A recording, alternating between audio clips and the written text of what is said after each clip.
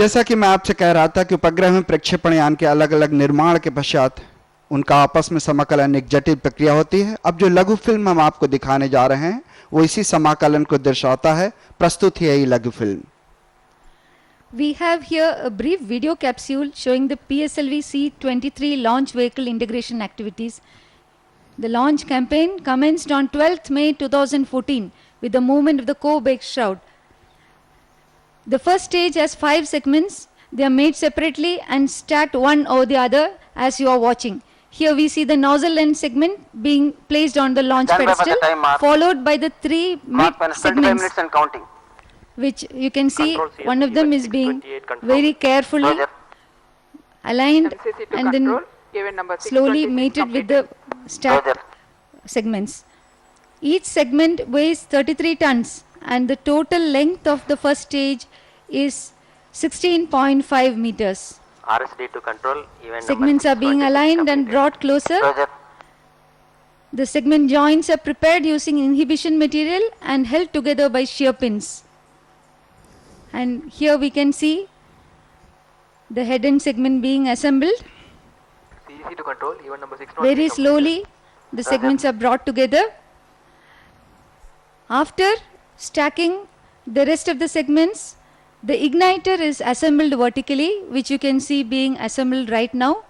This igniter ignites the entire length of the PS1 motor in around 200 milliseconds, sustains the burning. यान समाकलन के इस क्षण में आप समूचे द्वितीय चरण को एसपीबी स्टेज प्रिपरेशन बिल्डिंग में परीक्षण से गुजरता हुआ देख पा रहे हैं। यह परीक्षण लगभग 20 दिन चलता है। द्वितीय चरण को नोजल के उचित झुकाव से नियंत्रण किया जाता है ताकि प्रणोद बल को अभीष्ट दिशा में प्राप्त किया जा सके। तत्काल इसे क्षैतिज रूप में ही एमएसटी या मोबाइल सर्विस टावर की ओर ले जाया जाता है और यान के प्रथम चरण के साथ संयोजित कर दिया जाता है। इसे 6 जून 2014 को पूरा कर लिया गया। ये आप देख पा रहे हैं किस तरीके से जो द्वितीय चरण था उसे धीरे धीरे नीचे उतारकर प्रथम चरण के साथ संयोजित किया जाता है। बहुत सतर्कता, बहुत सावधानी बरती जाती है ताकि इन दोनों चरणों के अलाइनमेंट में किसी भी तरह की त्रुटि ना हो। The third stage has a Kevlar epoxy motor. You have just seen its flex nozzle, and this is the fourth stage, which is being integrated along with the third stage and the equipment bay, and together they are assembled separately, and then further they will be transported to the mobile service tower, which you can see right now, and then they will be integrated with the already assembled first and second stage.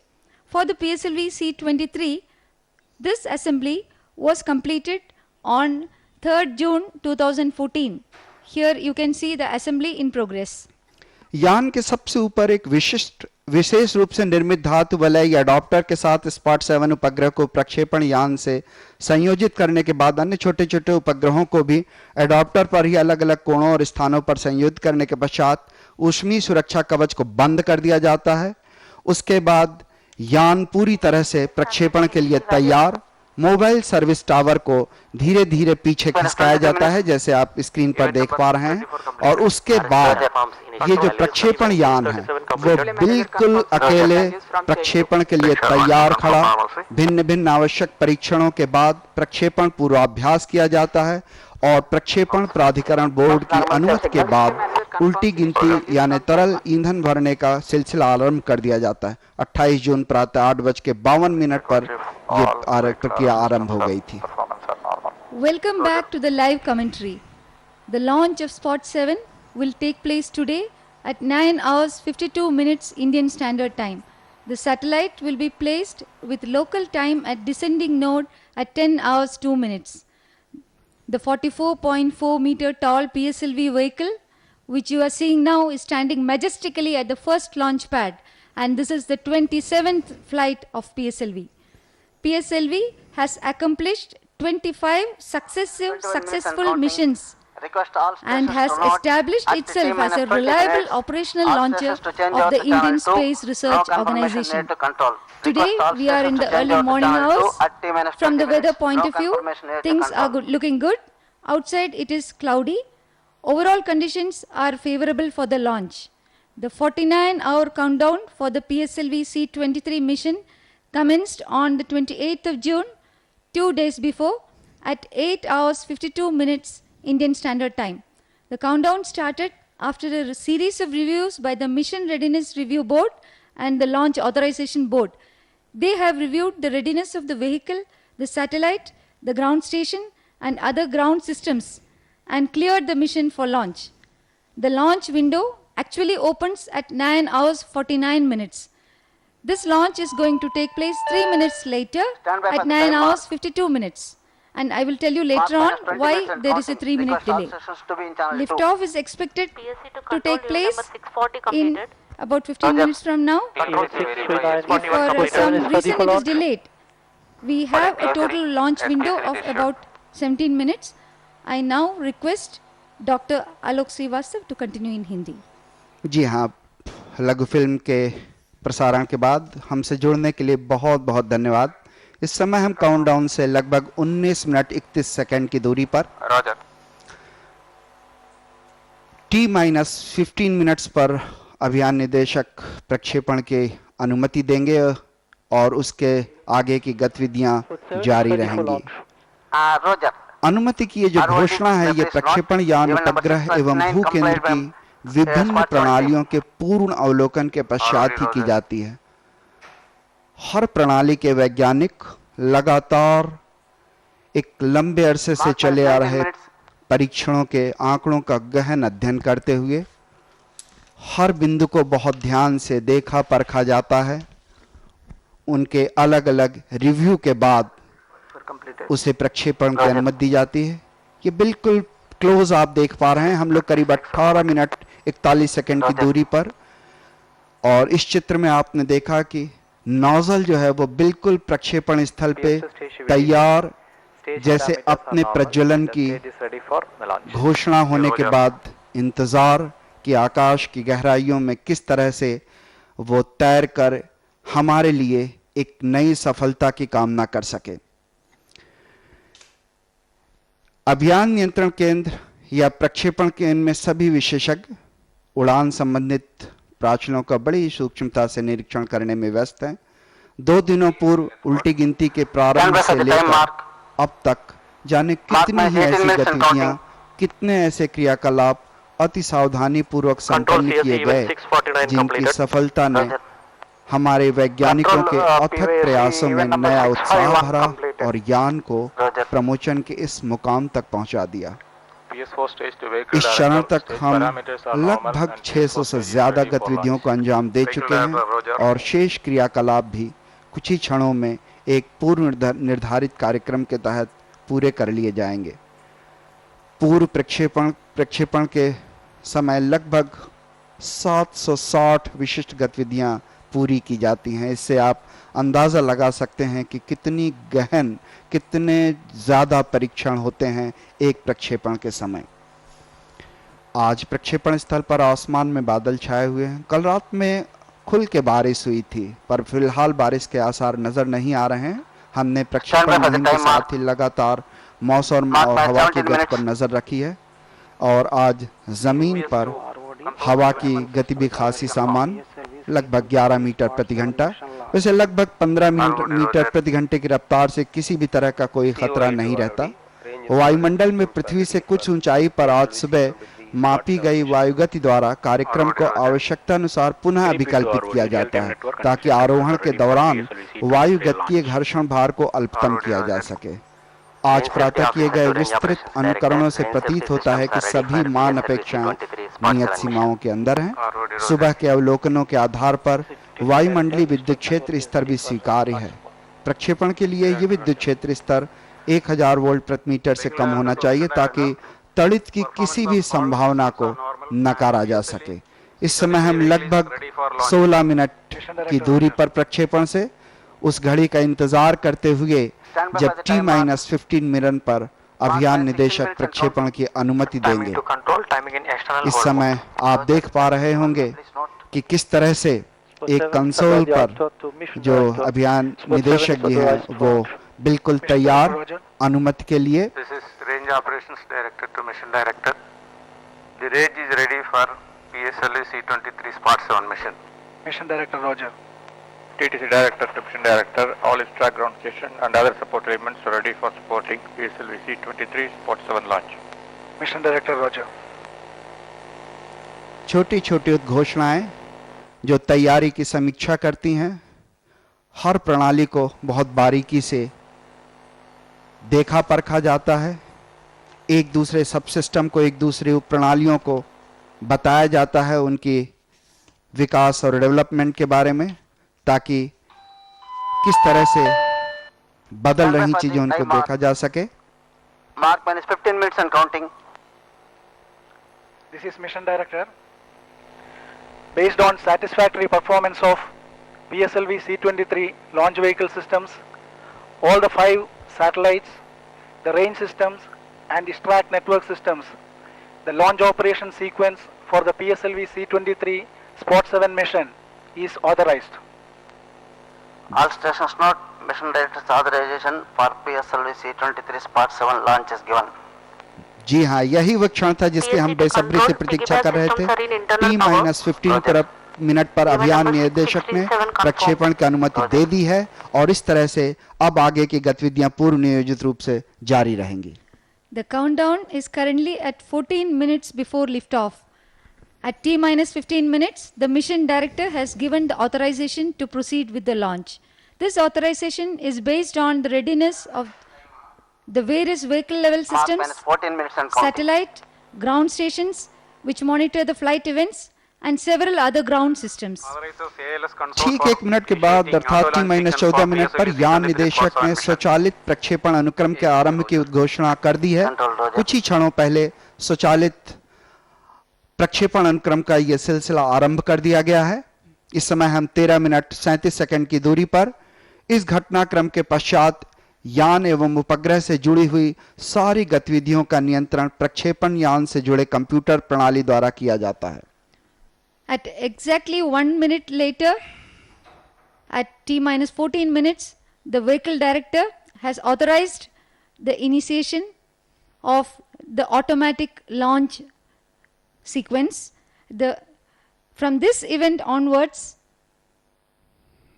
the checkout of all the vehicle and satellite related activities will be taken care of by the onboard computer system which resides in the launch vehicle. We are just a few minutes away from the liftoff. All the experts at the Mission Control Center and the Launch Control Center are closely monitoring the vehicle parameters. Over to Alok. जी हाँ, SPOT अर्थात satellite for observation डेलाटेरी, that is satellite for observation for earth. जी हाँ, यही मतलब है इस उपग्रह श्रृंखला का, जिस समूह में 6 मध्यम से लेकर उच्च विभेदन क्षमता वाले उपग्रह शामिल हैं, जिन्हें फ्रेंच गुयाना और भारत से प्रक्षेपित किया जा चुका है। इसमें से 2 उपग्रह स्पॉट 5 और 6, जिन्हें अब एयरबस डिफेंस एंड स्पेस द्वारा निर्मित और संचालित किया जा रहा है, अभी भी सकुशलता से कार्य निष्पादन कर रहे हैं। एयरबस डिफेंस एंड स्पेस उपग्रह निर्माण के क्षेत्र में विश्व की दूसरी सबसे बड़ी कंपनी है। इसने 3.5 वर्षों के रिकॉर्ड समय में दोनों उपग्रहों की अभिकल्पना और निर्माण का कार्य पूरा किया है। दरअसल इसमें पैनक्रोमेटिक और मल्टीस्पेक्ट्रल बैंडों में 822 किलोमीटर की ऊंचाई से प्रतिदिन पृथ्वी के बहुत बड़े भाग के चित्र प्राप्त करना है और इस प्रक्षेपण के बाद स्पॉट 6 और 7 दोनों मिलकर पहले से भी बेहतर और उच्च विभेदन क्षमता वाले प्रतिदिन लगभग 60 लाख किलोमीटर क्षेत्र के चित्रों का संग्रहण करेंगे, प्रतिबिंबन करेंगे। माने भारत के क्षेत्रफल जो करीब 32,87,590 स्क्वायर किलोमीटर है, उसका दोगुना। तो आप अंदाज लगा सकते हैं कि ये स्पॉट 7 उपग्रह किस तरह से पृथ्वी का प्रतिबिंबन करेगा। स्पॉट 7 उपग्रह के समूह में 6 मीडियम रिजोल्यूशन वाले उपग्रह शामिल हैं, जिन्हें फ्रेंच गुयाना और भारत से प्रक्षेपित किया जा चुका है। 2 उपग्रह स्पॉट 5 और 6, जिन्हें जैसा भी मैंने बताया कि एयरबस डिफेंस ने निर्मित किया था, वो बहुत ही फुर्तीले या दक्ष बनाए गए हैं, बहुत ही एजाइल स्पेसक्राफ्ट प्लेटफॉर्म्स हैं। ताकि न केवल इन्हें आवश्यकता अनुसार 1500 किलोमीटर के दायरे में शीघ्रातिशीघ्र इंगित किया जा सके, बल्कि पृथ्वी के किसी भी एक नियत क्षेत्र पर दैनिक रूप से आ जा सके। और इस तरह इस प्रक्षेपण के बाद स्पॉट 6 और 7 दोनों मिलकर प्रतिदिन लंबा और बड़ा विशाल क्षेत्र पृथ्वी का प्रतिबिंबन करेंगे। From the initiation of the countdown 2 days ago, a series of meticulously orchestrated activities have been completed to get the mission ready for the launch. There are more than 700 specific activities to be successfully completed, and Stand by for most the of time these mark. activities have already been completed, and Mark within minutes, the 10 next minutes and few counting. minutes, as per laid out procedures, we will be ready for the launch. जी हाँ, आप अपने screen पर देख पा रहे हैं बड़े बड़े गर्वित रूप से खड़ा हुआ उपग्रह PSLV हमारी कड़ी मेहनत, हमारे वैज्ञानिकों के सार्थक प्रयासों को आज सफल करने की प्रतीक्षा में। 2002 से सेवाएं दे रहे स्पॉट 5 की तुलना में उच्च वेधन क्षमता वाले स्पॉट 6 या 7 उसी कक्षा में स्थापित प्लीडस 1 व 2 अति उच्च विभेदन वाले उपग्रहों के साथ मिलकर बेहतर सेवाएं लगभग 1.5 मीटर विभेदन वाले उन्नत प्रतिबिंब देने के लिए प्रतिबद्ध हैं। इसके साथ ही University of Toronto Institute of Aerospace Studies के NLS 7.1 और 7.2 दो समरूप उपग्रह हैं। इनकी उड़ान बहुउद्देशीय जुड़वां नैनो उपग्रहों की संरचना का प्रदर्शन है। दोनों उपग्रहों में शीत गैस प्रणोदक और GPS अभिग्राही लगे हुए हैं। निर्माण लागत को कम रखने की दृष्टि से क्यूबसैट के घटकों द्वारा निर्मित automatic information satellite AISAT Germany का लघु उपग्रह है, जिसमें जहाजों पर लगे स्वचालित संचार उपकरणों से हो रहे प्रसारणों को प्राप्त करने हेतु दिशात्मक एरियल लगे हुए हैं। सिंगापुर की नैनयांग टेक्नोलॉजिकल यूनिवर्सिटी NTU का एक लघु उपग्रह वेलॉक्स 1 का मुख्य उद्देश्य विद्यार्थियों को उपग्रह की अभिकल्पना, निर्माण, यान के साथ संयोजन और प्रक्षेपण मुहिम का अनुभव कराना है।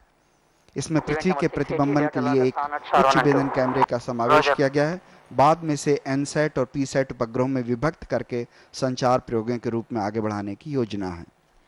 We can see the launch vehicle standing all ready for the launch. Based on The charging weather of here PS2 at the launch accumulator site started. is quite favorable. The ground wind speed was quite benign. It was less than 11 meter per second. The allowable limit is 15 meter per second, and hence there is no concern in 8 this minutes and regard. counting. The upper altitude winds too are benign.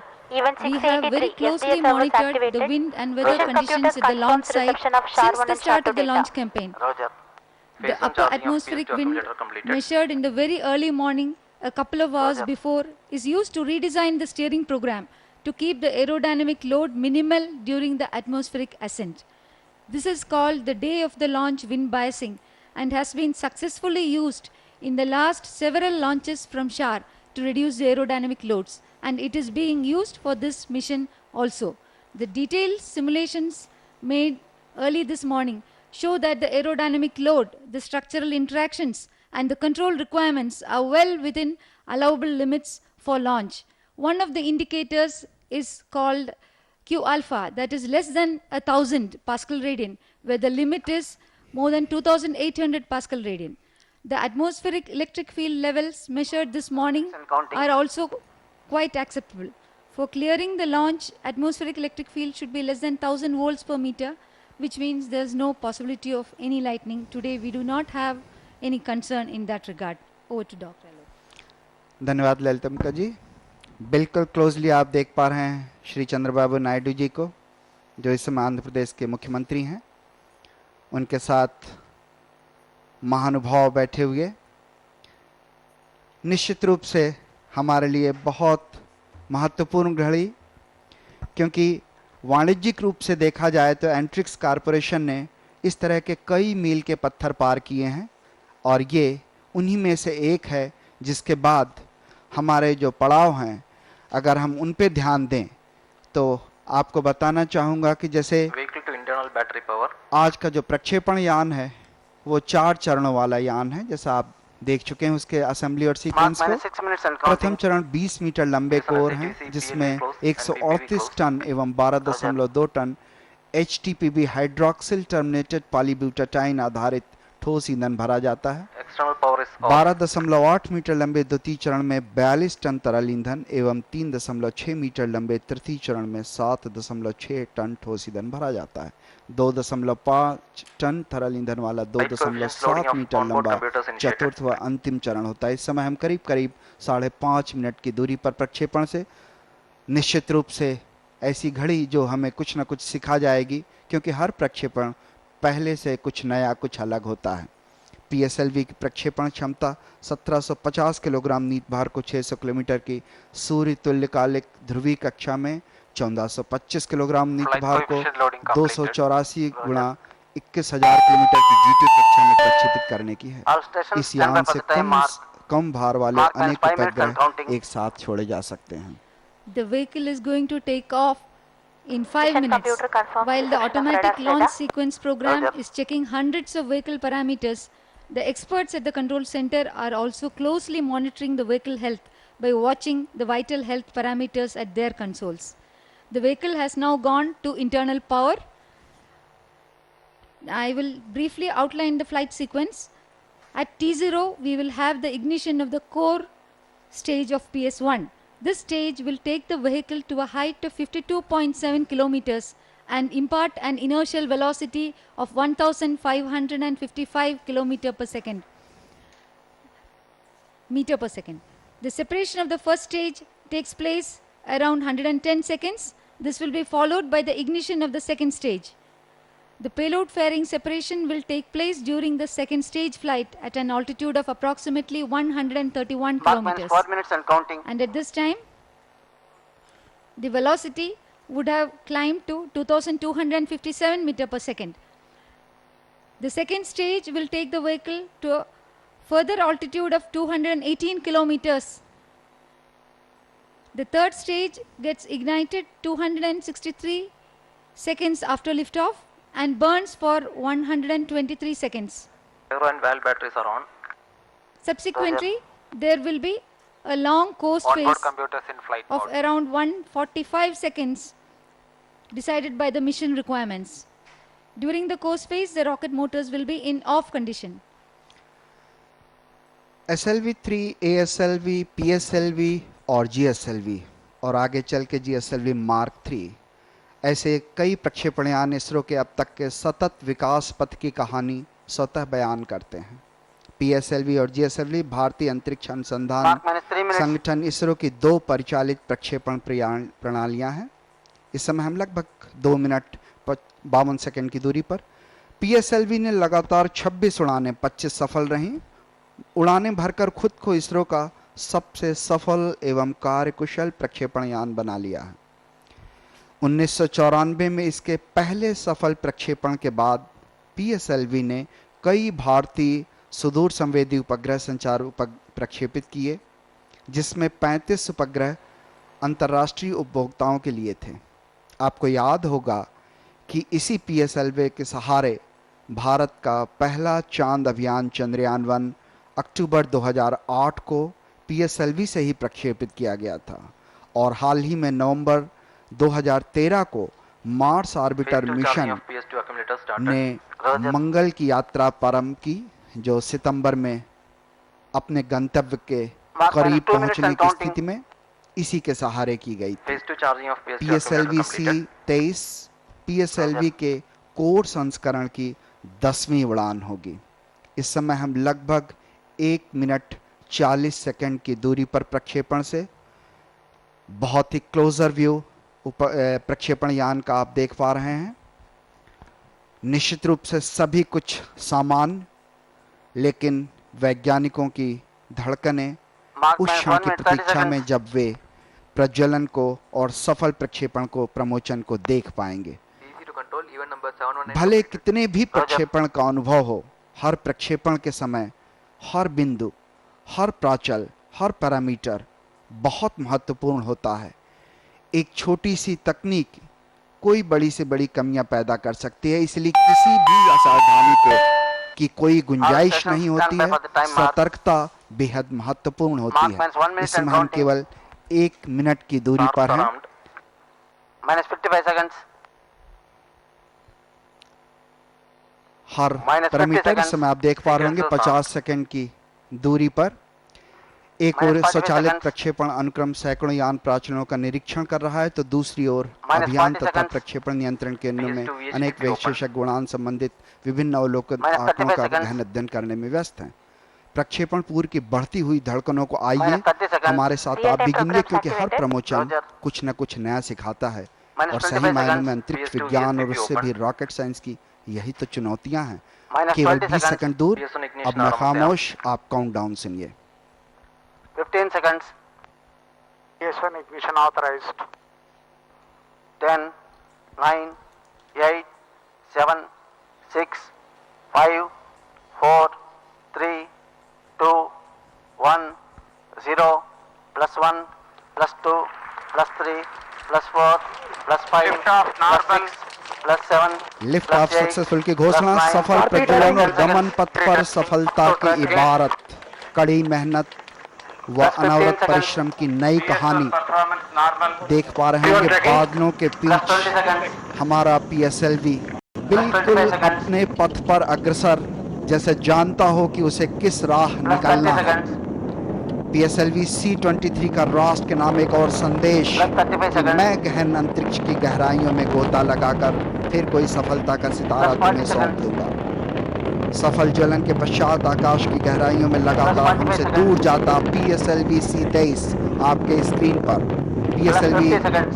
जिसने न जाने कितनी बार ऐसे हमें अंतरिक्ष के रास्ते, कभी पृथ्वी की निचली सूर्य तुल्यकालिक कक्षा में पहुंचाए, तो कभी 35,786 किलोमीटर ऊंचाई वाली भूतकालिक कक्षा में, हम कभी चंद्रमा के आसपास तक पहुंचे, अब रक्तिम ग्रह मंगल की राह पर। We have had a beautiful liftoff. The mission control center is still reverberating with the sound of the rockets. We can see the we can see the trajectory it is being followed. Already the vehicle has reached an altitude of 25 kilometers and has a relative velocity of 981 meter per second. And we have crossed the transonic as well as the high dynamic pressure regime of the atmosphere. Shut 1 main auto. जी हाँ, इस समय आप अपने screen पर range versus altitude और ground देख पा रहे होंगे। हम लगभग 24 या 26.9 किलोमीटर की क्रॉस कर चुके हैं। 110 सेकंड का प्रक्षेपण समय व्यतीत कर चुके हैं। PS1 separated. PS1 को अलग कर दिया गया है और इस तरीके से सफल प्रथम चरण की घोषणा +2 और minutes. PS2 ignition start। PS1 has separated and the PS2 engine has started.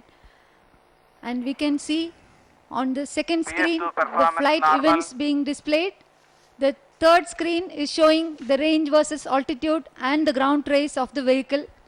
The fourth screen, which is visible here, shows the velocity, the altitude, the azimuth, and all the other important flight parameters. And the last screen shows the infrared imaging, which will be available up to 500 seconds. जी हाँ, यूँ तो rocket हमें visual नहीं हो रहा है, लेकिन उससे भेजे गए जो पैरामीटर्स हैं वो हम तक बाकायदा प्राप्त हो रहे हैं। द्वितीय चरण लगभग 152 सेकंड प्रज्वलित रहेगा और 262.6 सेकंड के पश्चात उसे पृथक कर दिया जाएगा।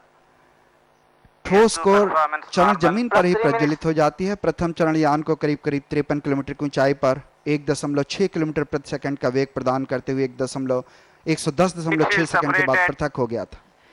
हीट शील्ड ऊष्मीय सुरक्षा कवच अलग हो गया है 187.1 सेकंड के बाद। The payload fairing has separated. This is meant to protect the vehicle, the payload, and it gets separated at an altitude of 131 kilometer. The closed loop guidance has been initiated, which will automatically ensure that the vehicle follows the optimal trajectory. जी हाँ, बिल्कुल अनुमानित पथ और अवलोकित पथ दोनों बिल्कुल एक दूसरे को फॉलो करते हुए ऊष्मीय सुरक्षा का बेहद महत्वपूर्ण होता है। वायुगत के घर्षण से उपग्रह को बचाने के लिए और यान को एरोडायनामिक फ्रिक्शन से बचाने के लिए बेहद आवश्यक होता है। और हम इस समय द्वितीय चरण के सेपरेशन के बिल्कुल नज़दीक 262.6 सेकंड के करीब ये अलगाव होना है। इस समय हम करीब 260 किलोमीटर की रेंज क्रॉस कर चुके हैं और बिल्कुल नजदीक जब द्वितीय चरण अलग होगा और तृतीय चरण प्रज्वलित हो जाएगा। आप अपने स्क्रीन पर separated, PS3 ignited. यही घोषणा का इंतजार। PS2 जो है वो इग्नाइट हो सेपरेट हो चुका है और PS3 जो है तृतीय चरण वो प्रज्वलित हो गया है। The third stage has ignited, and this is a solid stage, and it will continue to burn for about 120 seconds, and during which it will take the vehicle to a much higher altitude and velocity. And at the end of the third stage,